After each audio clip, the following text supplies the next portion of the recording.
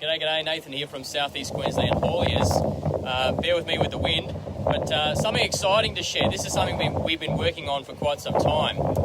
As most people are aware, there's been a drought going on out west, and SEQH are quite heavy players with the seasonal grain and cotton exports.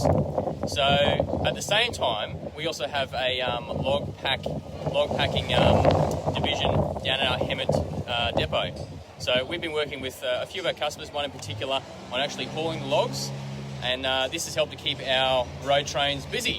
So what I have behind me here is we're still using our scale trailers, but we've actually modified these transi-flats and put some balsas on them, which means we're using transi-flats from our Brisbane depot to our Toowoomba depot, and then from Toowoomba we are taking them off one set of trailers, putting them on road train sets that are then going out to the bush, that are more appropriate to go into the bush. But the really cool thing is, that I'm excited about, is one, you're using the two different fleets, and the second thing is we can actually cart these two 40-foot trailers with the logs from the bush, which in this case, this came from about 1,100 kilometres away, right down to the port without having to disconnect any of the sets at all.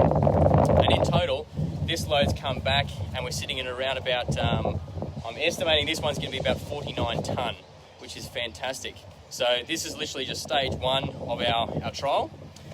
We have a few more ideas in order to keep utilising our scale sets, but actually taking out the transi-flats, which is going to reduce the total, can reduce some weight and free some up, which means we'll be able to put more logs on the trailers per road train set. So anyway, a few more clips to show after this, but here's our exciting, innovating new way to keep the trucks moving when other seasons are unfortunately declining, hopefully temporarily.